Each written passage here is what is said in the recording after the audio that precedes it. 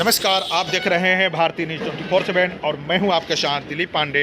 करते हैं खबरों की शुरुआत। जहां मैं बात कर रहा हूं होने वाले लोकसभा चुनाव की, जो कि बिहार में अगर आपने मोदी जी के बात पर और लालू प्रसाद यादव और तेजस्वी यादव के जात पर आकर अगर वोटिंग करेंगे तो आपकी बच्चों की भविष्य वही होगा जो आज के बच्चों की भविष्य है।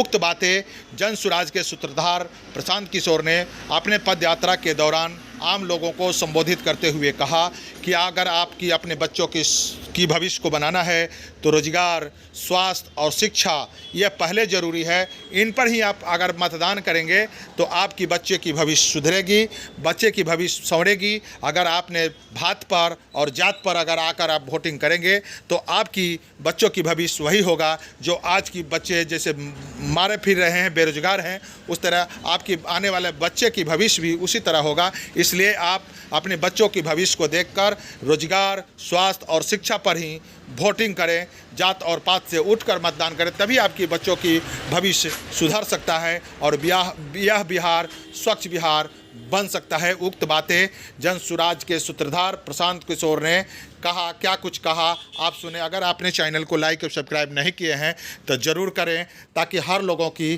कानों तक, हर मतदाताओं की कानों तक यह बात जाए और सब लोग विकास के नाम पर वोट करें, जात और भात के नाम पर वोट नहीं करें। आप जात के नाम पर मुफ्त में दे दिए, 4 किलो अनाज के नाम पर दे दिए, तो आप नहीं गरीब रहिएगा तो कौन गरीब रहेगा। बिहार में आदमी को सुधरना ही नहीं है। 5 बरिस बैठ के आप रो रहे हैं, ए भैया खाने को नहीं है, ए भैया पढ़ाई नहीं है, रोजगार नहीं है, घर नहीं है, नाली नहीं, गली नहीं। अब कल वोट होगा तो ये सब बात भुला जाइएगा। वोट के समय बिहार के आदमी को 2 चीज चाहिए, बतियाने के लिए जात, खाने के लिए 4 किलो भात। तो लालू नीतीश आपको जात का माला पकड़ा दिए। 25-30 बरिस से जीवन बीत गया जात जात जात, यही बतिया रहा है। मेरा जात तुम्हारा जात, हमारा जात तुम्हारा जात, अगला जात पिछड़ा जात, इसी में बांट दिया सबको। अब मोदी जी आए और सबको 4 किलो भात का व्यवस्था कर दिए। 4 किलो भात खाओ और बोरा में भर के वोट देते रहो। इसीलिए ये गरीबी, ये बदहाली है। जब तक जात और भात पर वोट देते रहोगे आपके बच्चे का भला नहीं होगा। यही बताने के लिए घूम रहे। बिहार का आदमी सुधरेगा नहीं, तब आपको एक रास्ता बता के जाएंगे।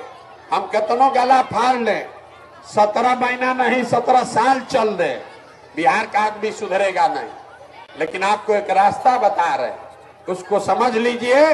तो कम जाते को जाकर वोट दीजिए, अपने जात वाले को वोट दो, लेकिन जो रास्ता बता रहे हैं वैसे दोगे तो आपके बच्चों को पढ़ाई, रोजगार मिलेगा। अगली बार जब वोट दीजिए, वोट जिसको मन है उसको दीजिए, लेकिन वोट देते समय स्वार्थी बनिए। अपना स्वार्थ देखिए, अपने बच्चों का स्वार्थ देखिए।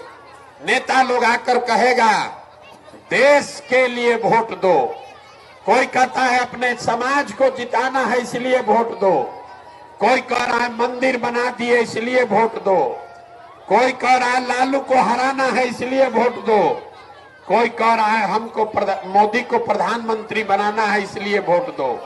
हम आपको एक मंत्र सिखा रहे हैं, वोट जिसको भी देना है दो, लेकिन एक बार जीवन में वोट अपने बच्चों के लिए दो। अपने बच्चों के लिए दो, नेताओं के लिए नहीं, जात के लिए नहीं, देश के लिए नहीं, अपने बच्चों के लिए वोट दो, तब जीवन सुधरेगा। आदमी कांग्रेस के एक मुख्यमंत्री अभी तेलंगाना में बने 2 महीना पहले, जब भी अभी जुमा नया नेता बने, बनते के साथ कहा कि बिहार के लोगों का डीएनए है मजदूरी करना। तो जिस दल के नेता राहुल गांधी हैं, उस दल का मुख्यमंत्री बिहार के लोगों को एक तरह से गाली दे रहा है, कह रहा है कि हम लोग का डीएनए है मजदूरी करना।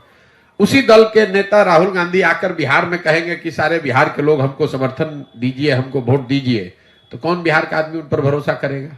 और क्यों करेगा? भाई तुम्हारा मुख्यमंत्री बिहार के लोगों को गाली दे रहा है, उस वक्तव्य पर आपने बिहार आने से पहले कुछ आधिकारिक तौर पर कहा नहीं, तो क्यों बिहार के लोग उनके साथ जुड़ेंगे?